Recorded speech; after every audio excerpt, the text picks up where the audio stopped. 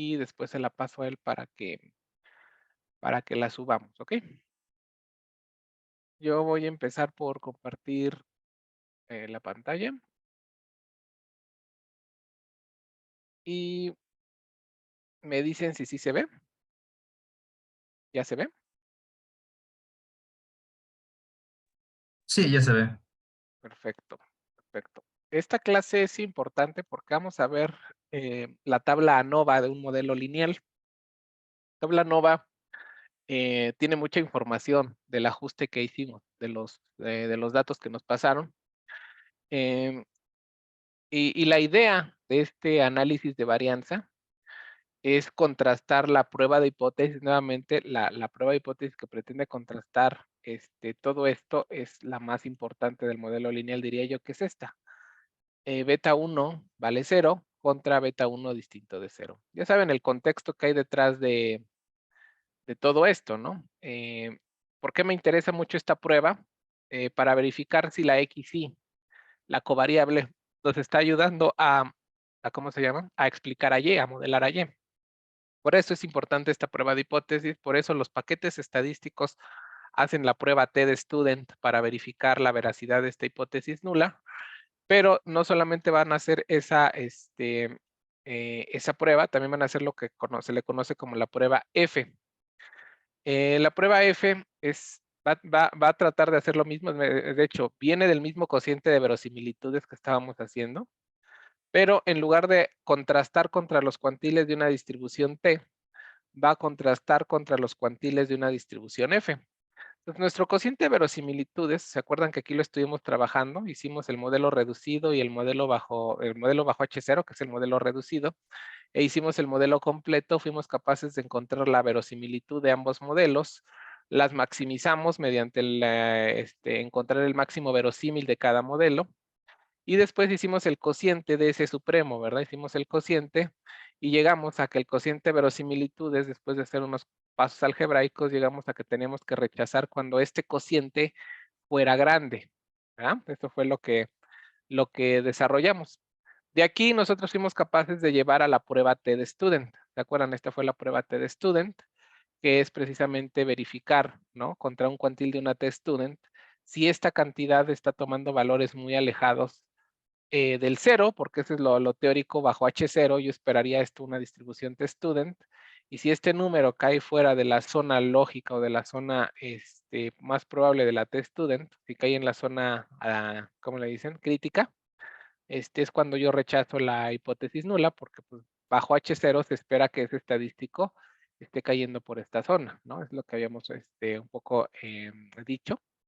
Y de hecho demostramos entonces que el cociente de verosimilitudes nos lleva a esa regla de decisión. Yo les comentaba que este cociente que está aquí también nos puede llevar a lo que es la prueba F. Entonces, de este cociente se van dos caminos, a la prueba T-de-Student, y ahora vamos a llevarlo a la prueba F, porque me imagino ustedes ya conocen la distribución F, ¿verdad?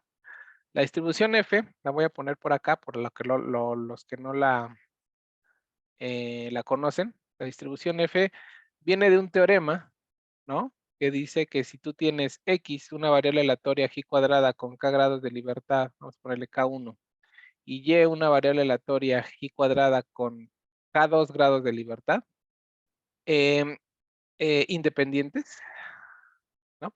Lo que nos dice la teoría es que la variable aleatoria F, definida como X entre Y, perdón, X entre K1 entre Y entre K2, ¿ah?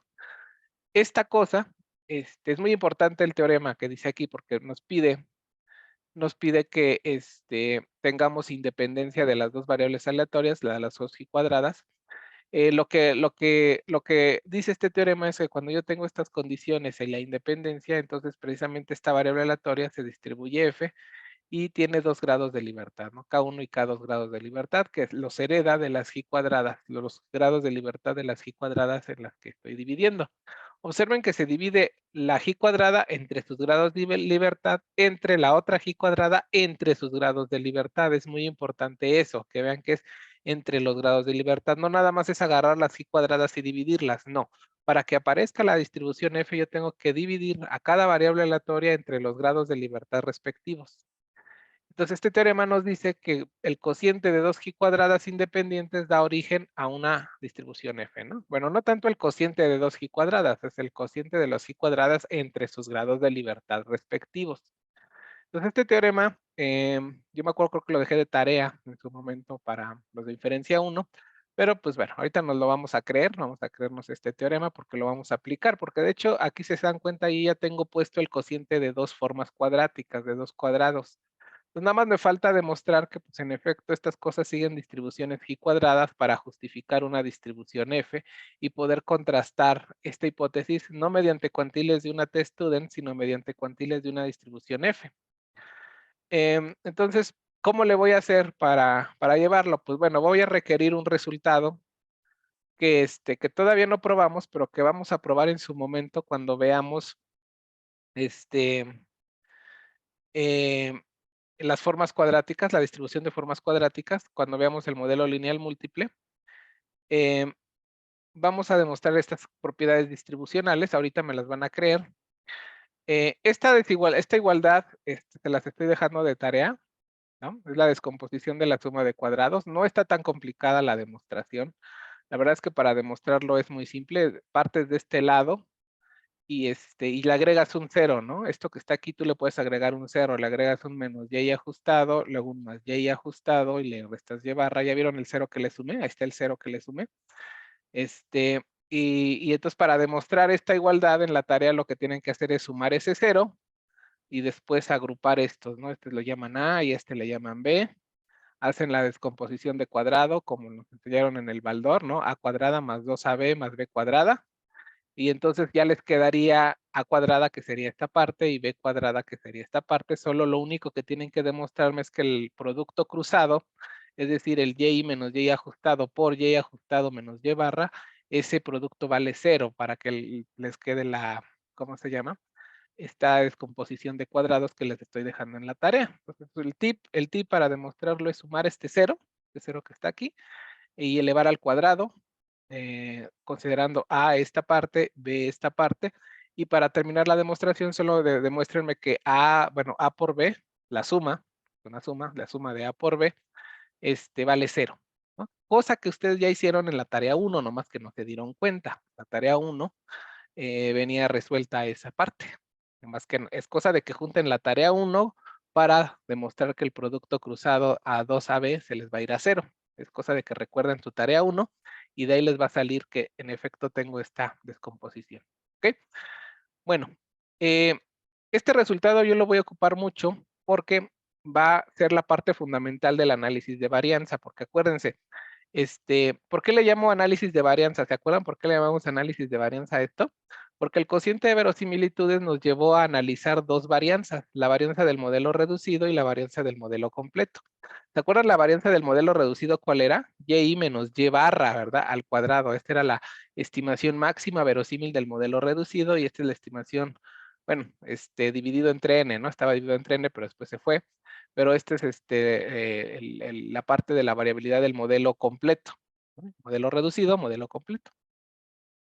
Por eso se le llama que estás haciendo un análisis de las varianzas de los modelos. Y por eso se le conoce como el análisis de varianza a esta tabla que vamos a construir ahorita. Entonces, el resultado es pero más allá de ese resultado, voy a borrar aquí el tip de la tarea, como ya quedó grabado. A los que no lo apuntaron, bueno, entonces está el video, pero por ahí ustedes pueden demostrar lo que les estoy dejando de tarea. Yo lo que quiero es retomar esta desigualdad, esta igualdad, porque a partir de ella voy a sacar la distribución F. Van a ver ahorita cómo. Lo primero que voy a hacer es dividir entre, en blanquito, voy a dividir esto entre sigma cuadrada a todos y cada uno de ellos. Entonces, esto se sigue valiendo, ¿no? Si la igualdad se vale, si yo divido entre sigma cuadrada cada uno de los componentes, la igualdad sigue siendo válida. Entonces, aquí vienen los resultados que les voy a dar a continuación. En su momento yo les dije que este es un teorema, no sé si se acuerdan que les dije, esto se distribuye g cuadrada con n-2 grados de libertad. ¿Se acuerdan? Y menos y ajustado al cuadrado entre sigma cuadrada se distribuye G cuadrada con n menos 2 grados de libertad. No sé si por aquí en la parte de la tarea, de las notas, esté todavía ahí puesto. Fue cuando construimos la test-student, ¿se acuerdan? Cuando construimos la test-student, les platiqué de este teorema. La suma de y menos y ajustada al cuadrado entre sigma cuadrada se distribuye G cuadrada con n menos 2 grados de libertad. Este teorema no lo hemos demostrado aún. Lo vamos a demostrar más adelante cuando veamos distribución de formas cuadráticas, porque es una forma cuadrática lo que realmente está ahí metido.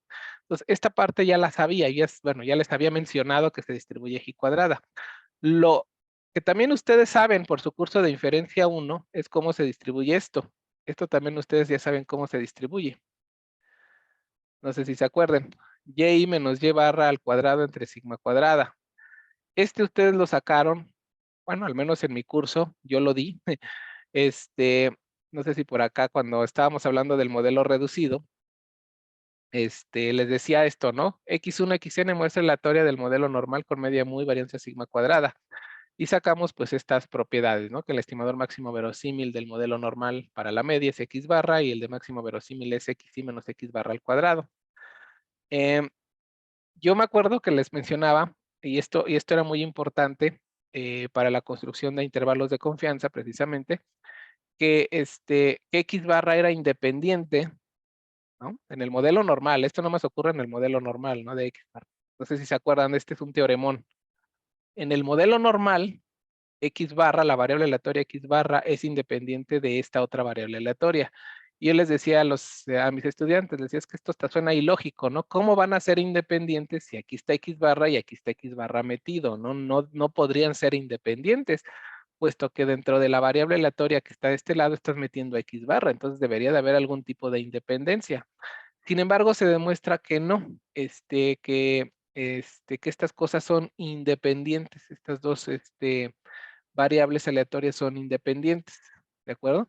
Y gracias a este teorema, se le llama el teorema de Cochrane, el que está aquí, gracias a este teorema de independencia, se pudo demostrar vía la función generadora de momentos que xy menos x barra al cuadrado entre sigma cuadrada se distribuye G cuadrada con n menos 1 grados de libertad. Es un teorema que en su momento yo mencioné en estadística 1. Espero que en su curso de inferencia también lo hayan visto. No sé si la demostración, pero al menos sepan que esto ocurre. Cuando ustedes reciben una muestra aleatoria del modelo normal, esta es una propiedad distribucional que tiene no es estadístico, sería una cantidad pivotal realmente, una cantidad pivotal para sigma cuadrada. No es un estadístico porque está en función de sigma cuadrada, que es parámetro desconocido, pero bueno, esta propiedad distribucional es básicamente lo que nos está pasando a nosotros, porque nosotros tenemos una muestra de Y1 hasta Yn, y bajo H0, es muy importante eso, bajo H0, suponiendo que la beta 1 vale 0, estas Ys son muestra aleatoria del modelo normal. Por lo tanto, si esto es cierto, yo puedo llevar exactamente este teorema que está acá y decir, pues si H0 es cierta, pues tengo las condiciones de lo que vimos en inferencia 1, en estadística 1, y entonces esto se tiene que distribuir G cuadrada con n menos 1 grados de libertad. Pero muy importante, esto solo va a ocurrir bajo H0. ¿Por qué? Porque bajo H0 es cuando yo obtengo la condición de que las Y se distribuyen normales con media beta 0 y sigma cuadrada, y lo más importante, son muestra aleatoria de este modelo. Entonces estoy en las condiciones que ustedes estaban trabajando en estadística 1. Por lo tanto, esta cantidad se va a distribuir G cuadrada con n menos 1 grados de libertad bajo H0. ¿Y qué creen? Esa misma cantidad es la que sale en la descomposición de cuadrados que ahorita quiero utilizar. Entonces, esta cosa ustedes también ya la probaron en su momento, esta es G cuadrada con n menos 1 grados de libertad, ¿no? Entonces, esto se distribuye G, pero muy importante aquí, siempre hay que ponerlo bajo H0. Bajo H0 esta distribución es cierta solo bajo H0. Si H0 no es cierta, esta cosa sigue otra distribución. Entonces, pero si H0 es cierta, esta cosa sí distribuye G cuadrada con n menos 1 grados de libertad. ¿De acuerdo? Esta que está aquí siempre ocurre, ya sea bajo H0 o bajo H alternativa, esta distribución siempre va a ser válida, la de G cuadrada con n menos 2 grados de libertad. Entonces yo tengo una G cuadrada, otra G cuadrada, ¿cómo creen que se va a distribuir esta? La tercera. Pues también va a ser G cuadrada, también se va a distribuir G cuadrada. La pregunta es ¿con cuántos grados de libertad? Esa realmente es la parte interesante. Oye, pues sí, ya me dijiste que esta se distribuye G cuadrada, te la estoy creyendo, esta la probamos en inferencia 1, se distribuye G cuadrada. Pues lo lógico es que esta cosa también se distribuye a G cuadrada, esta parte de acá. Pero ¿con cuántos grados de libertad? Y entonces dices, pues mira, si esta tenía n-2 y ahora esta tiene n-1, pues parece que lo lógico, hay que demostrarlo, todavía no lo hago, pero pues lo lógico es que esta tenga un grado de libertad, porque si tú n-2 le sumas 1, te da n-1 grados de libertad. Entonces, es un poco, pues muy, platicadito esto que les estoy diciendo. Todo esto hay que demostrarlo formalmente y nos va a llevar nuestro tiempo. No es tan fácil demostrar estas propiedades distribucionales porque hay que recurrir a un teorema de distribución de formas cuadráticas del modelo normal que nos lleva a una distribución G cuadrada no central, pero eso pues lo tendríamos que definir en su momento y nos vamos a llevar un par de semanas en demostrar que en efecto estas distribuciones son válidas. Ahorita necesito que me la crean, nada más para terminar el modelo lineal simple. Necesito que me crean que estas cosas siguen distribuciones G cuadradas con estos grados de libertad. Mediante simulaciones podríamos demostrarlo, es decir, yo me voy a poner a simular modelos lineales y van a ver que en efecto, después de muchas simulaciones, la distribución de estas cantidades empiezan a ajustar a las G cuadradas que estoy poniendo aquí abajo. Es decir, hago el histograma de estas estadísticas, no son estadísticas, de estas cantidades, y conforme la muestra va creciendo o va creciendo las simulaciones, van a ver que se van a parecer a la densidad de una G cuadrada con estos parámetros.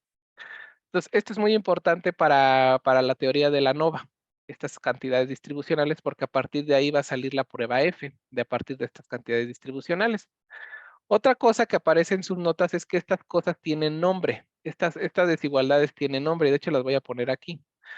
El y menos y barra al cuadrado, esta suma de cuadrados también se le conoce como suma de cuadrados totales. O también se le conoce como cuánto es una métrica de cuánto se equivoca un modelo reducido, porque vean lo que está tratando de medir y menos y barra. Un modelo reducido, ¿se acuerdan cuál era el modelo reducido? Un modelo que no tenía pendiente. Me acuerdo que en su momento por acá, ya está tan grande mi pizarrón, me acuerdo que hicimos una gráfica. Esta gráfica, ¿se acuerdan? Esta gráfica que hicimos, en donde decíamos, mira, los datos son los que están en rojo, este es el modelo completo y en azul el modelo reducido, un modelo que solo tiene a beta 0 y cuya estimación es y barra, por eso nada más está constante, o sea, no tiene pendiente, por eso bajo H0 es un modelo reducido. Y habíamos dicho que ¿cuánto se equivocaba el modelo reducido? Pues es la distancia que hay entre el punto rojo y la línea azul, punto rojo y la línea azul, punto rojo y la línea azul. Eso es lo que se está equivocando el modelo reducido. Entonces, esta suma de cuadrados totales, realmente la interpretación que le podríamos dar a la suma de cuadrados totales es cuánto se equivoca un modelo reducido. ¿De acuerdo? Esa es la interpretación que le vamos a dar. ¿Cuánto se equivoca el modelo reducido? Es la suma de cuadrados totales. Tenemos otra suma de cuadrados involucrada, que es la suma de cuadrados del error, así se le conoce, o los residuales al cuadrado, también se le conoce, que es cuánto se equivoca el modelo completo, el y menos y ajustado. ¿Se acuerdan quién es y ajustado, verdad? Y ajustado es cuando sí tengo la pendiente y hago el ajuste del modelo, aparece el y ajustado. Y entonces después mido cuánto se alejó el ajustado del observado, lo elevo al cuadrado, y esto también se le conoce como suma de cuadrados del error. ¿Ok? Y esta, ¿cuál es la interpretación que le podrían dar a esta cosa? Pues es cuánto se equivoca el modelo completo. Entonces, si se dan cuenta, está muy interesante la interpretación que le estamos dando. La de arriba es cuánto se equivoca el modelo reducido, cuánto se equivoca el modelo completo. Y aparece esta última suma de cuadrados, la que está aquí. Y ajustada menos y barra al cuadrado igual a, esto le vamos a llamar suma de cuadrados de la regresión. Entonces son tres sumas de cuadrados. La suma de cuadrados totales es igual a la suma de cuadrados del error más la suma de cuadrados de la regresión. ¿Ok? Entonces, esta cantidad va a ser muy importante para nosotros. Bueno, de hecho todas son muy importantes, pero esta cantidad juega un papel importante en la interpretación que yo les estoy diciendo. Nuevamente, lo que ustedes están probando, si se dan cuenta, es la suma de cuadrados totales es igual a la suma de cuadrados del error más la suma de cuadrados de la regresión, ¿no? Y entonces aquí hagan la interpretación que les acabo de hacer.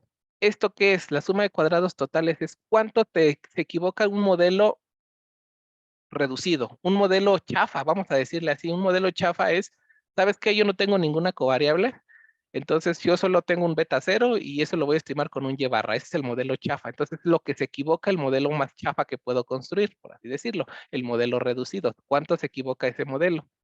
Luego la suma de cuadrados del error, dijimos, es cuánto se equivoca el modelo completo. Entonces, si ustedes lo ven como una barra, ¿sí? A mí me gusta luego verlo así, para que a ver si me lo entienden. Imagínense que la altura de esta barra, ¿no? La altura de esta barra es la suma de cuadrados totales. Entonces, esta distancia, la altura de esta barra, es cuánto se equivoca el modelo reducido. Todo eso se equivoca, véanlo como una cantidad. Realmente se dice que es la variabilidad de los datos, es la variabilidad completa que tengo de los datos, ¿no? O es cuánto se equivoca el modelo completo, el modelo reducido. Llega el modelo con el intercepto y según esta desigualdad, a fuerzas la suma de cuadrados del error tiene que ser más chica que la suma de cuadrados totales, ¿verdad? Porque tenemos una suma de cuadrados de la regresión que como es cuadrada es positiva. Entonces la suma de cuadrados del error a fuerzas siempre va a ser más pequeña que la suma de cuadrados totales. No pueden tener la suma de cuadrados del error más grande, puesto que si no violarían esta igualdad, ¿no? Esto es positivo y esto es positivo. Entonces, a fuerzas la suma de cuadrados del error es a lo más igual a la suma de cuadrados totales y en el y en el mejor de los casos igual a cero, ¿no? Está entre cero y la suma de cuadrados totales. Entonces, imagínense, esta altura que está aquí es la suma de cuadrados del error. Entonces, esta diferencial que queda entre la suma de cuadrados del error y la suma de cuadrados total es más que nada la suma de cuadrados de la regresión. Y entonces, sí se dan cuenta, ¿no? Porque la suma de cuadrados del error más la suma de cuadrados de la regresión les da la suma de cuadrados totales, es lo que ustedes están probando. Pero ¿qué interpretación le darían a la suma de cuadrados de la regresión? Esta está muy padre, la interpretación. Esto es lo que yo diría, mira, esto es lo que te equivocas por ajustar un modelo reducido. Y esto es lo que lograste reducir, esto es lo que lograste, o sea, tu error, el modelo del error se redujo a esta altura gracias a que entró beta 1 al juego. Gracias a que llegó beta 1 al modelo, tú lograste reducir la variabilidad de acá a acá, ¿no? Te bajaste de este nivel y lo bajaste acá, ¿no? Entonces, ¿cómo la interpretarías a esta cantidad, a esta diferencial? Pues precisamente se le conoce como la variabilidad explicada por beta 1. Es la variabilidad que logró reducir gracias a que metiste beta 1, tú lograste equivocarte ya no esto, sino esto. Esto quiere decir que redujiste la variabilidad o redujiste tu error gracias a que metiste el intercepto en esta cantidad, en la suma de cuadrados de la regresión. Entonces, la suma de cuadrados de la regresión juega un papel importante para nosotros, porque si esta suma de cuadrados de la regresión es muy grande, me está diciendo que incorporar a beta 1 al modelo hizo que se redujera mucho la variabilidad, hizo que pudiera explicar mucha variabilidad, porque yo tenía una variabilidad a lo mejor muy grande, pero llegó beta 1 y redujo mucho la variabilidad y entonces la suma de cuadrados de la regresión es alta. Entonces, básicamente la prueba para verificar si beta 1 debe o no entrar al modelo está en esta suma de cuadrados. O sea, como que así platicadito yo les estaría diciendo, mira, si la suma de cuadrados de la regresión es muy grande, ¿qué pasaría si fuera muy grande? Si fuera muy grande, quiere decir que está explicando mucho. Beta 1 está ayudándote a explicar mucho en el modelo. Por lo tanto, no deberías de rechazar, por lo tanto, deberías de rechazar tu hipótesis nula, porque acuérdense, todo esto está alrededor de esta prueba de hipótesis. Esta es la prueba de hipótesis que estoy ya trabajando. Beta 1 igual a 0. Si la suma de cuadrados de la regresión es muy grande, hay que rechazar H0. O sea, ¿por qué? Pues porque si la suma de cuadrados de la regresión es grande, me está diciendo, estás explicando mucha variabilidad gracias a beta 1. La deberías de meter en el modelo. O sea, eso sonaría absurdo que beta 1 valiera 0. Beta 1 vale distinto de 0 porque te está ayudando a explicar la variabilidad de tu modelo. Entonces, la prueba, realmente la prueba, como que así platicadito, si damos esa interpretación, pues prácticamente yo diría, ¿sabes qué? Tienes que rechazar cuando y menos y barra al cuadrado es grande. No sé si ya me entendieron. Si esta cosa es grande, quiere decir que la beta 1 está ayudando mucho a reducir el error del modelo, ¿no? Porque tú empiezas con este error muy grande. Acuérdense, esto véanlo como el cuánto se equivoca un modelo chafa, un modelo que no tiene intercepto.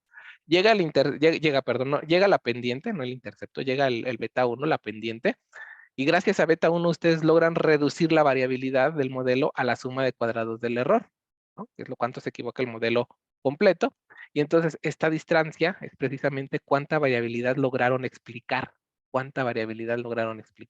gracias a que entró beta 1 al juego, al modelo. Entonces, ¿qué es lo que nos dijo? O sea, ahorita espero que me hayan entendido esta parte, pero esto está importantísimo. Te dice, mira, es que si esta cosa es grande, es en contra de la hipótesis nula, porque me está diciendo que beta 1 realmente está ayudando a reducir variabilidad. ¿Y qué es lo que nos decía el cociente de verosimilitudes? Rechaza cuando esta cosa sea grande. ¿Y qué es lo que nos quedó arriba? La suma de cuadrados de la regresión dividida entre la suma de cuadrados del error. Y entonces suena lógico lo que dice el cociente de verosimilitudes. Rechaza si esta cosa es grande. ¿Por qué? Porque si la suma de cuadrados de la regresión es grande, quiere decir que beta 1 ayudó bastante a reducir el error del modelo y por lo tanto deberías de rechazar H0, porque H0 es que beta 1 no debe de entrar al modelo. Sin embargo, esto me está diciendo, no, ¿sabes qué? Sí la debes de meter porque beta 1 está ayudándote a explicar mucha variabilidad en este modelo. Entonces, de aquí es precisamente que pues, nos agarramos para sacar la prueba F, ¿no? Porque, ¿qué es lo que nos quedó aquí? Al final, el cociente de verosimilitudes nos llevó a, tienes que rechazar H0 si la suma de cuadrados de la regresión entre la suma de cuadrados totales es grande. Es lo que nos dice el cociente de verosimilitud. Si se dan cuenta es esto, ¿no? Suma de cuadrados del error. Ah, no, perdón. Suma de cuadrados del error. No, suma de cuadrados totales. Es la suma de cuadrados del error. La suma de cuadrados totales es y barra, y no es cierto. De suma de cuadrados del error. Esto es lo que llegó el cociente de verosimilitudes, pero la pregunta aquí, ok, ya te entendí. El cociente de verosimilitudes dice, tengo que rechazar cuando este cociente sea grande. Y ya entendí por qué. Porque si la suma de cuadrados de la regresión es grande, quiere decir que beta 1 está ayudando a explicar variabilidad en el modelo. Está ayudando a explicar bastante. Entonces, no, debería de rechazar la hipótesis nula de que beta 1 vale 0. Entonces, hasta ahí creo que todo está machando bien. Todo tiene consistencia, ¿verdad? No hay ninguna cosa así rara, ¿no? Dada la interpretación que le estamos dando a la suma de cuadrados de la regresión, pues suena lógico lo que estoy pidiendo, ¿no? Si esta cosa es grande, quiere decir que la suma de cuadrados de la regresión es grande, quiere decir que beta 1 está ayudando a reducir variabilidad, está ayudando a explicar mejor a la Y. Entonces, debería de rechazar la hipótesis de que beta 1 vale 0. ¿Qué es lo que sigue aquí? Ok, tengo que rechazar cuando es grande, pero la pregunta es cómo se distribuye este cociente. ¿Cómo se distribuye este cociente? Porque yo necesito una distribución teórica para saber cuándo ya estoy en zona grande, porque aquí dice, tienes que rechazar cuando es grande. Yo necesito una distribución teórica para esta cantidad para saber cuándo ya es la cantidad grande y pueda tomar la decisión de que tengo que rechazar H0. Pues precisamente ahí es donde entra al quite lo que ya sabemos. eh, el cociente de G cuadradas. A ver, para que yo la lleve a una distribución F, yo ya sé que la suma de cuadrados de la regresión dividida entre sigma cuadrada es una G cuadrada con un grado de libertad. Y la suma de cuadrados del error es una G cuadrada con n menos 2 grados de libertad. Pero tienen que estar divididas entre sigma. ¿Ya? Entonces, eso lo puedo hacer sin ningún problema. La suma de cuadrados de la regresión dividida entre sigma cuadrado, o sea, divido entre sigma a ambos lados de la desigualdad, a ambos lados del cociente. Entonces, esta desigualdad sigue siendo válida porque nada más multiplico por un 1, ¿no? O sea, si esto es lo que me está diciendo el cociente de verosimilitudes, es equivalente a esto que estoy poniendo, puesto que estoy dividiendo entre sigma cuadrada. Y la pregunta es, ¿esto ya se distribuye F? A ver, pues aquí ya tengo una distribución G cuadrada con un grado de libertad, según lo que me dijeron ahí arriba. Aquí abajo, ¿qué tengo? Pues también tienes una G cuadrada con n menos 2 grados de libertad. ¿Serán independientes? Sí, van a ser independientes, aunque usted no lo crea, porque también tenemos que demostrar esa parte. Estas G cuadradas, la suma de cuadrados de la regresión y la suma de cuadrados del error son independientes. Y aquí es como el teorema de Cochrane. ¿Cómo van a ser independientes si están en esta igualdad? O sea, evidentemente el valor que toma acá tiene que influir al valor que toma acá. Pues créanlo o no, sí son independientes y es algo que también vamos a tener que demostrar cuando veamos el modelo lineal múltiple, que esta suma de cuadrados son independientes. La suma de cuadrados del error y la suma de cuadrados de la regresión son variables aleatorias independientes. Si me lo creen, entonces vamos a ponerlo como una observación. Suma de cuadrados de la regresión es independiente de la suma de cuadrados del error. Me falta demostrarlo, no lo he hecho, lo vamos a tener que hacer vía un teorema que por ahí voy a anunciar. Es como la generalización del teorema de Cochrane. Pero vamos a demostrar esta cosa, que estas cosas son independientes, entonces parece que tengo todos los ingredientes para sacar la distribución F. Tengo una G cuadrada con un grado de libertad arriba, ¿no? Que reaccione mi pizarrón, con un grado de libertad aquí. Y aquí con n-2 grados de libertad. Entonces tengo el cociente de 2G cuadradas independientes. ¿Qué es lo único que me falta para poder completar una distribución F? Pues el teorema dice que yo cuando haga el cociente de 2G cuadradas entre sus grados de libertad voy a tener una distribución F. Entonces, ¿aquí qué me falta? Pues dividir entre sus grados de libertad. Entonces, ¿cuántos grados de libertad tiene la G cuadrada de arriba? Tiene un grado de libertad. ¿Cuántos grados de libertad tiene la G cuadrada de lo de abajo? Tiene n-2 grados de libertad. Entonces, como voy a tener que agregar esta cantidad la tengo que agregar al cociente de verosimilitudes, es una constante, n-2, entonces simplemente es como, acuérdense, este n-2 que está aquí abajo es como si lo hubiera multiplicado, entonces tengo que multiplicar por n-2 en ambos lados de la desigualdad y la desigualdad se mantiene, y ya saben el truco que hacemos nosotros, rebautizamos a la constante por una nueva K con más asteriscos y ya acabamos. Entonces, el cociente de verosimilitudes me llevaría a que tengo que rechazar cuando la suma de cuadrados de la sigma cuadrado entre de la regresión entre la suma de cuadrados del error dividido entre n-2 es grande, ¿no? Si se dan cuenta, volé la sigma porque pues la sigma la puedo volar cuando yo quiera. Simplemente la puse ahí para que ustedes se dieran cuenta que esto ya se distribuye F con parámetros 1, n-2. ¿Por qué 1? Porque la suma de cuadrados de la regresión tiene un grado de libertad y la suma de cuadrados del error tiene 2 grados. En este n-2 grados de libertad, por eso estoy dividiendo entre n-2 aquí, ¿no? Entonces, esto, y aquí es muy importante, esta cosa, esta distribución solo se vale bajo H0. ¿Por qué? Porque esta distribución que está aquí también, tanto esta como esta, solo es válida bajo H0. Es muy importante eso también. La única que es válida siempre es esta. La suma de cuadrados del error siempre se va a distribuir G cuadrada con n-2. Pero esta que está aquí y esta que está acá, la de los costados, las orillas, se distribuye G cuadrada, pero solo bajo H0. Cuando H0 no es cierta, aparece una nueva distribución que las vamos a introducir. Se llama G cuadrada no central. Pero así como está y bajo el supuesto de que H0 es cierta, es decir, bajo beta 1 igual a 0, esta cosa se distribuye G cuadrada con un grado de libertad. Entonces es muy importante notar que esta cantidad que estoy poniendo aquí se distribuye F, pero solo bajo H0. Y el cociente de verosimilitudes me dice que tengo que rechazar cuando este cociente sea grande. Y entonces pues ya está todo puesto para hacer la prueba de hipótesis. ¿Qué es lo que hacemos en la práctica? Pues tengo que ir a la distribución F. La distribución F es una distribución asimétrica, como una gama, más o menos así. Así es la distribución F. Con 1, n-2 grados de libertad. Esta yo lo puedo ir a buscar a tablas. Y entonces la teoría nos dice aquí que yo tengo que rechazar H0 cuando este cociente sea grande. Es lo que me dijo el teorema de Neyman-Pearson. Tú preocúpate de la veracidad de la hipótesis nula cuando este cociente sea grande. ¿Por qué? Pues acuérdense, porque la suma de cuadrados de la regresión es grande, lo que se traduce a que estás explicando mucha variabilidad, es básicamente lo que está pasando. Entonces, lo que yo les digo es, esta es la otra forma de probar la veracidad de la hipótesis nula. Bajo H0 ustedes esperan esta distribución teórica, ¿ok? Y entonces, ¿qué es lo que vamos a hacer? Pues ya saben, ¿no? Bajo el enfoque de Neyman-Pearson, yo tengo que construir una región de rechazo. Aquí pongo el 1 menos alfa, aquí pongo el alfa. Esta es mi famosa región crítica, ¿no?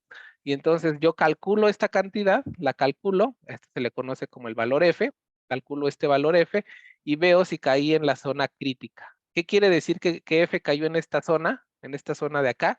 Que cayó que el cociente es muy grande, ¿no? Que ya estás en una zona crítica bajo H0, es decir, bajo H0 es raro que hayas caído aquí. ¿Qué significa que hayas caído ahí? Que pues que beta 1 no puede ser 0, porque si beta 1 fuera 0, tú esperarías bajo H0 que la F cayera en esta zona esperada. Es la zona esperada bajo H0, es decir, suponiendo que beta 1 vale 0, ustedes esperarían que este cociente cayera sobre esta zona. Sin embargo, si ustedes caen en esta zona, es cuando dicen ya tengo evidencia para rechazar H0. ¿Y cuál es el punto de corte que tienen que usar? Pues tienen que ir a buscar el cuantil 1 menos alfa de la F, de la distribución F con n1, n-2 grados de libertad. Es el enfoque de Fisher, digo, el enfoque de Neyman. El enfoque de Fisher, que es lo que hacen las computadoras, es, a mí no me des el alfa, no necesito que me des el alfa, dice Fisher. Yo necesito calcular este número, es decir, pásame los datos, voy a calcular cuánto vale esta F, y la voy a ir a buscar en la distribución teórica bajo H0. Voy a ver dónde cayó. Imagínense que cayó aquí. Voy a calcular el área bajo la curva que hay aquí. Y esto es lo que lo voy a recordar como p-value de la prueba F. El p-value de la prueba F. Y el p-value es una métrica que nos dice que qué tan compatible es la muestra con la hipótesis nula. Un p-value grandote, ¿qué quiere decir un p-value grandote? Pues que la F cayó por esta zona, ¿no? En la zona esperada, y es cuando tengo que no rechazar H0. Pero cuando el p-value es chiquito, cuando este p-value es chiquito, ¿qué quiere decir? Que la F, este cociente que está aquí, cayó en una zona muy rara, ¿no? Cayó por aquí, por eso el p-value es chiquito. Pero atrás de ese p-value chiquito, ¿qué está pasando? Si este cociente fue muy grande, quiere decir que la suma de cuadrados de la regresión fue grande. Y si la suma de cuadrados de la regresión fue grande, quiere decir que beta 1 ayudó a explicar mucho a la variabilidad del modelo. Y por lo tanto, es cuando digo, ¿sabes qué? Hay que rechazar la hipótesis nula porque estoy viendo que beta 1 sí está ayudando a reducir la variabilidad en los modelos. Entonces, un p-value chiquito realmente se está traduciendo a que tienes una suma de cuadrados de la regresión estadísticamente grande, como para decir que sí te está ayudando a reducir variabilidad, ¿no? Te está ayudando a reducir la variabilidad y por lo tanto sí, debes de rechazar H0, ¿no? Entonces, esta es la prueba F, que va a ser equivalente porque viene del mismo, ¿eh? Viene del mismo cociente de verosimilitudes, viene de este cociente que empezamos aquí arriba, lo trabajamos, hicimos todo el álgebra. Nada más que de aquí llegamos a la prueba T-Student, que también puedo calcular su p-value, ¿no? Lo puedo calcular, ya saben, mediante la gráfica que hacemos acá, ¿no? La prueba T. Pero ese p-value va a ser equivalente, se tiene que ser equivalente, puesto que vienen de la misma prueba, de la misma razón de verosimilitudes, es equivalente a este p-value que está acá, porque viene a probar exactamente la misma prueba de hipótesis. Entonces, ya sea que ustedes calculen el p-value mediante la prueba F o mediante la prueba T, la prueba F y la prueba T van a ser equivalentes para beta 1. Para beta 1. Aquí también es muy importante, la prueba F para beta 0 no existe. No existe. Ahí sí la única prueba para verificar si beta 0 vale 0 es mediante la prueba T, mediante una prueba T-Student. En este caso, pues solo tengo, bueno, para beta 1, pues sí puedo usar cualquiera de las dos, tanto la prueba T como la prueba F. Entonces, todo esto que acabamos de explicarles, los paquetes estadísticos nos lo ponen muy elegante en una tabla muy padre. Entonces ustedes nada más ajustan el modelo y mandan a llamar la tabla NOVA para que el paquete estadístico les muestre toda esta información que acabamos de hacer. Hace una tabla muy bonita R.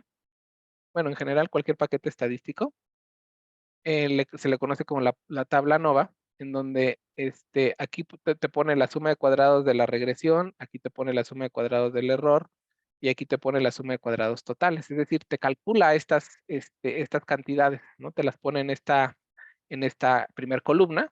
Es decir, llegan los datos y calcula la suma de cuadrados de la regresión, la suma de cuadrados del error y la suma de cuadrados totales. Ustedes ya saben que más les tiene que dar ¿ya? Luego aquí pone los grados de libertad que tiene cada una de las sumas de cuadrados. Nosotros ya vimos que esta tiene un grado de libertad, esta tiene n-2 grados de libertad y esta tiene n-1 grados de libertad. Entonces, estos son la suma de cuadrados y esto luego agrega una nueva columna, el paquete estadístico, que se le conoce como la suma de cuadrados medios. La suma de cuadrados medios no es más que la suma de cuadrados de la regresión entre los grados de libertad, la suma de cuadrados del error entre los grados de libertad, y esta sería la suma de cuadrados totales entre los grados de libertad. Todo esto ya lo calcula el paquete, entre los grados de libertad, entre n-1. Entonces te pone esta segunda columna, y aquí es donde el paquete estadístico nos va a poner la prueba F. ¿Cómo lo va a hacer? Pues va a ser el cociente de la suma de cuadrados de la regresión entre la suma de cuadrados del error entre n-2. Ahí, n-2. ¿No? Pues aquí está la división. Es decir, agarra este componente y lo divide entre este componente y es el número que nos va a colocar aquí. Que si se dan cuenta es el estadístico de prueba. Suma de cuadrados de la regresión entre suma de cuadrados del error entre n-2. Entonces agarra este renglón entre este renglón, la suma de cuadrados medios. Y al final de la prueba, lo más importante es el p-value. Aquí nos va a poner el p-value de la prueba. ¿Por qué? Porque va a agarrar esta cantidad, lo va a calcular, y ya solito el paquete va a ir a ver dónde cayó bajo la distribución teórica y nos va a entregar el área bajo la curva que dejó la prueba, la distribución F, y nos lo va a poner aquí, bien bonito. Y entonces, ustedes ya toman la decisión de si rechazan o no rechazan H0. Acuérdense, un p-value chiquito, ¿qué quiere decir un p-value chiquito? Que ustedes están en una zona crítica, están en una zona que es raro haber observado eso bajo H0, por lo tanto tiene que rechazarse. Pero ustedes ya saben lo que hay detrás de este p-value chiquito. Este p-value chiquito implica que la suma de cuadrados de la regresión fue chiquita, que implica que beta 1 ayudó a reducir mucha variabilidad. Por eso se tiene que rechazar H0, porque te está ayudando, el beta 1 sí te está ayudando, entonces tienes que rechazar la hipótesis nula de que beta 1 vale 0. Hay que rechazarla.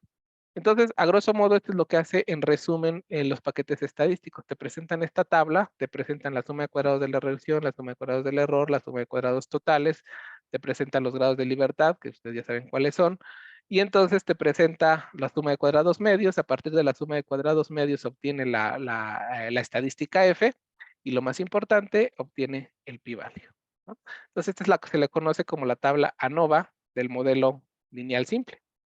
Modelo lineal simple, el análisis de varianza. ¿Qué está probando la prueba de hipótesis? Acuérdense, ¿qué se está probando aquí? Se está probando esta prueba de hipótesis, ¿no?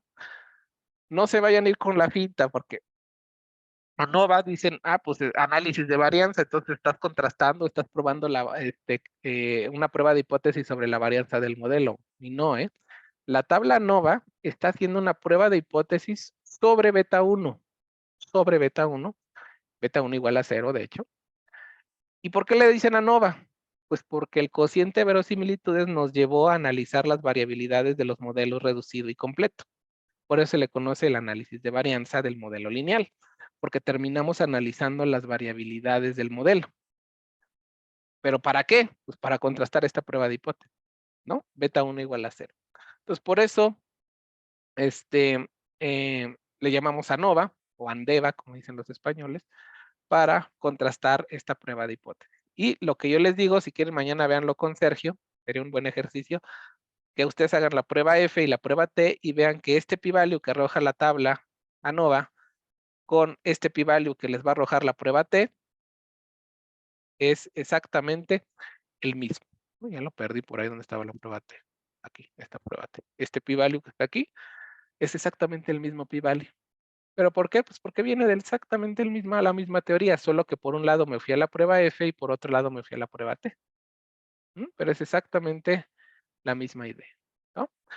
Dentro de toda esta teoría hay algo muy bonito que se le conoce como el coeficiente de determinación. Otra cosa antes de hablar del coeficiente de determinación. En la tarea y en los exámenes a mí me gusta mucho poner esta tabla. Y lo que yo hago mañosamente, es les borro partes de la tabla nueva. Les digo, mira, no te voy a decir cuánto vale la suma de cuadrados del error, pero sí te voy a decir cuánto suma la suma de cuadrados de la regresión y la suma de cuadrados total. No te voy a decir cuántos son los grados de libertad de la suma de cuadrados del error, pero sí te voy a decir, o sea, te la lleno incompleta. Entonces la tarea y en el examen es llena la tabla nueva, ¿no? Pero ustedes ya la saben llenar, ya sabrían qué va aquí, qué va aquí, qué va aquí, qué va acá. O sea, saben todas las relaciones que hay, ¿no? Por ejemplo, si yo les doy estas dos, ustedes ya saben cuál es el estadístico F, ¿no? Nada más agarran y la dividen entre esta y ya tienen el de acá, ¿no? Entonces, ese tipo de cosas, vienen en la tabla nova. Por ejemplo, otra pregunta interesante. Si yo les doy esta tabla nova, ¿me podrían dar la estimación insesgada de sigma o no?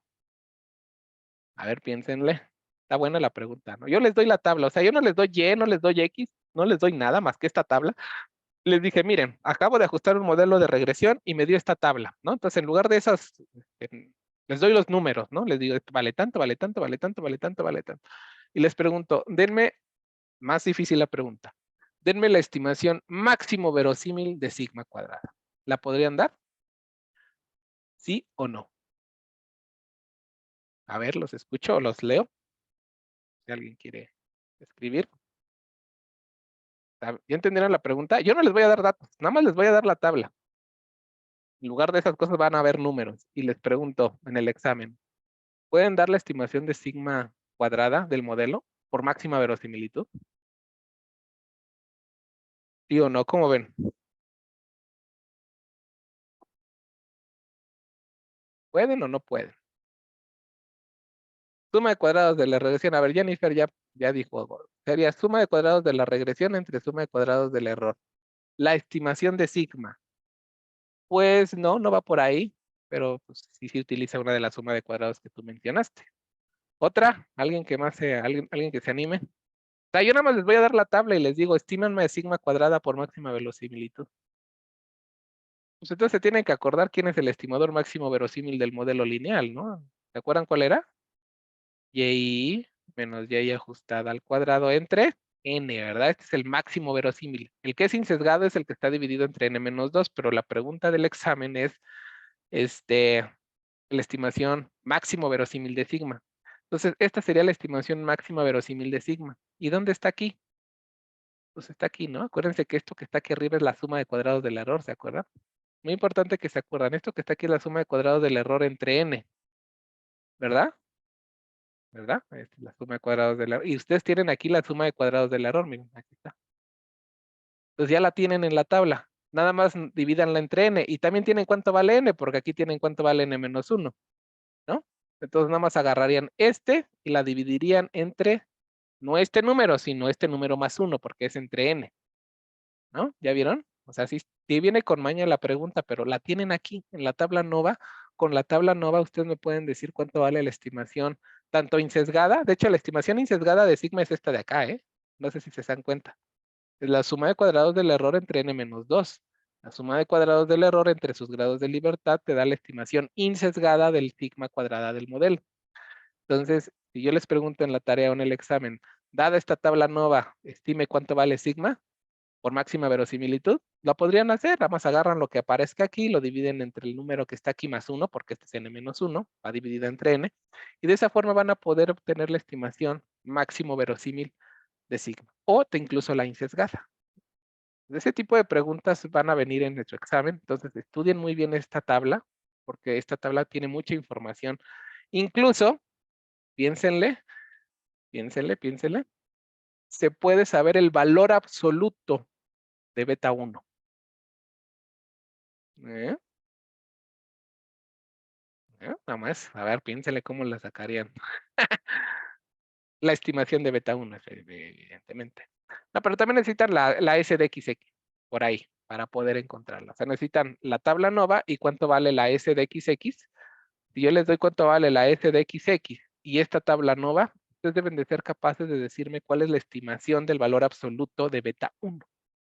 Pues piénsenle, esta también es un ejercicio muy bonito que alguna vez me pusieron y fue en examen, ¿eh? Entonces sí me pusieron aquí ya. Pero sí se puede, o sea, si yo te doy cuánto vale S de XX y te digo esta tabla nova, tú me puedes, tú me puedes decir cuánto vale esto, el estimador insesgado de beta 1, en valor absoluto. Bueno, coeficiente de determinación y con eso nos vamos. Esto es muy bonito en la teoría de modelos lineales, se le conoce como el R cuadrada del modelo. No es más que la suma de cuadrados de la regresión entre la suma de cuadrados totales. Así se define el R cuadrada o coeficiente de determinación del modelo. Agarran, es decir, con la tabla nova ustedes pueden calcular esta R cuadrada. Simplemente agarran la suma de cuadrados de la regresión y la dividen entre la suma de cuadrados total. Ahora, ¿cuál será la interpretación que se le da a esa R cuadrada? Pues vuelvan a su gráfica que les puse aquí.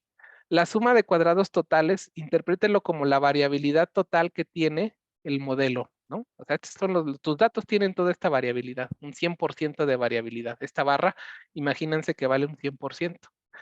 Cuando llega beta 1, reduce esa variabilidad a la suma de cuadrados del error.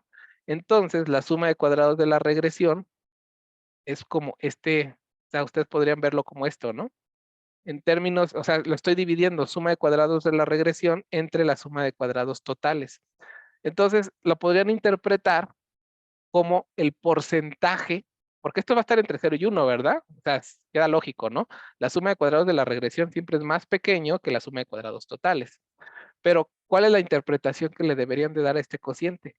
Pues, si esto vale un 100%, esta longitud, o sea, este cociente, la suma de cuadrados de la regresión entre la suma de cuadrados totales, te va a dar un porcentaje.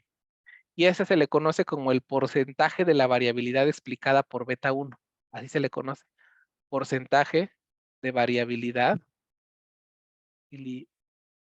explicada, o sea, ¿qué es lo que logró reducir realmente por beta 1? O sea, gracias a que tengo beta 1 en el modelo, yo reduje la variabilidad que tenía, porque yo tenía una variabilidad total de acá, pero llegó beta 1 y la redujo a la suma de cuadrados del error. Entonces, si ustedes agarran la suma de cuadrados de la regresión y la dividen entre la suma de cuadrados totales, les va a dar un número entre 0 y 1 y les va a decir el porcentaje de variabilidad que fue explicada por beta 1. Este R cuadrada, esa es su interpretación que le damos. ¿Cuánta variabilidad lograste explicar por meter beta 1 a tu modelo? ¿Y qué es lo que buscaríamos? ¿Qué es lo que nos gustaría? ¿Qué es lo que nos gustaría? Tener una R cuadrada, pues del 1, ¿no? Del 100%. ¿Qué significa que tengas una R cuadrada del 100%? ¿Qué significaría? Pues que la suma de cuadrados de la regresión es igual a la suma de cuadrados totales, es decir, que el modelo vino a reducir toda la variabilidad, es decir, que la suma de cuadrados del error vale 0. ¿Y qué significa que la suma de cuadrados del error vale 0? ¿Qué significa que esto valga 0? Que y menos y ajustada vale 0. Significa que la recta ajustó perfecto a los puntos, ¿no? No sé, por ahí tenía mi grafiquita, pero si ustedes tienen que el y menos y ajustado vale 0, quiere decir que su modelo pasó por todos los puntos, es decir, todos los puntos cayeron en la recta, no hay variabilidad ya, tu modelo explicó todo lo que tenía que explicar, ya no hay varianza, prácticamente ya sabes el valor de y con el valor de x, ¿no? Prácticamente. Entonces, una R cuadrada cercana al 100% nos dice que el modelo es muy bueno, explicando el 100% de la variabilidad que estábamos observando. Evidentemente, eso es un sueño guajiro, nunca creo que llegue a pasar en la vida real, pero nos gustan modelos que tengan R's cuadradas del 90, del 80, del 95%. ¿Qué significa que tenga una R cuadrada del 95%? Que se redujo la variabilidad de los datos en un 95% gracias a que metí a beta 1, gracias a que metí un modelo lineal y que beta 1 logró explicar el 95% de esa variabilidad. ¿De acuerdo? Entonces, los paquetes estadísticos también nos van a arrojar este R cuadrada, se le conoce como el coeficiente de determinación del modelo, y nos ayuda a medir qué tan bueno fue nuestro ajuste, ¿no? Evidentemente buscamos R's cuadradas cercanas al 100%. Si yo obtengo una R cuadrada al 100%, básicamente me está diciendo que el modelo ajustó perfectamente a los datos. Ya no hay variabilidad, se redujo en un 100% la variabilidad que tenían los datos. Eso nunca va a ocurrir, pero si tenemos una R cuadrada del 80%, la interpretación es esa. Tu modelo, beta 1, está logrando explicar el 80% de la variabilidad que tenían los datos. Y eso es muy bueno, ¿no? Interpretar muy bueno. Entonces, gracias a la tabla NOVA, también ustedes van a poder calcular el coeficiente de determinación. Entonces, una pregunta que a mí me gusta hacerles en las tareas y en los exámenes es, dada esta tabla NOVA, complétela, encuentre la estimación de sigma máximo verosímil, calcule el coeficiente de determinación, diga cuál es la estimación de beta 1, del estimador de beta 1 en valor absoluto. Son las preguntas que yo puedo hacer gracias a la tabla NOVA. Gracias a esta tabla NOVA yo voy a poder responder todas esas preguntas. El coeficiente de determinación muy utilizado lo van a estar viendo, yo creo que de aquí en adelante. Cuando entren en estadística 3, también van a calcular un coeficiente de determinación en sus modelos de series de tiempo. Y en general, esto se generaliza en cualquier modelo. Siempre va a existir una R cuadrada del modelo. ¿Y cuál es la interpretación? Es variabilidad explicada por el modelo, ¿no? Y siempre se comparan con un modelo chafa. En este caso, el modelo chafa es una X barra. Imagínate que no sé nada, entonces lo único que puedo hacer es un Y barra, no puedo hacer más, es un Y barra, y entonces aparece esta interpretación del coeficiente de determinación como una medida de ajuste de su modelo. ¿Ok? Ya se nos fue la hora. No sé si haya dudas, yo te puedo quedar 5 minutos, y si no, nos vemos la siguiente semana. ¿Y por ahí alguna duda? Yo tengo una duda. Dime. Si son equivalentes estas dos pruebas, Ajá, bueno, que hasta incluso el pi-value coincide, ajá. ¿hay algo que haga que en la práctica se use más una u otra? En el modelo lineal simple son equivalentes, pero en el múltiple ya no. En el múltiple ya va a ser completamente distinto el enfoque. En el modelo lineal simple solo tienes a una covariable y esa covariable está asociada a beta 1. Imagínate que tienes un modelo con dos covariables, entonces vas a tener beta 1 y beta 2, ¿de acuerdo? Vas a tener beta 0, beta 1 y beta 2, porque tienes dos covariables.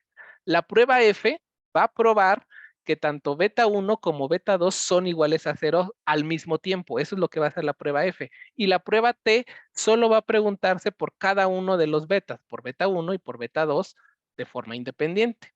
Entonces, ahorita en el modelo lineal simple te va a dar puedes hacer cualquiera de las dos, es para probar exactamente lo mismo, pero en el modelo lineal múltiple va a ser la diferencia. En el modelo lineal múltiple, la prueba F te sirve para probar si todas tus covariables valen 0 o no. Bueno, no todas tus covariables, o sea, beta 1 y beta 2, se van a 0 o no. Entonces, esa es la gran diferencia. Entonces, ahorita puedes usar cualquiera de las dos, porque es el modelo simple. Ya cuando entremos al múltiple, no. Depende qué es lo que quieras hacer. ¿Quieres probar que todas tus covariables valen 0? Ah, pues aviéntate la prueba F, ¿no? ¿Quieres probar una por una? Aviéntate la prueba T.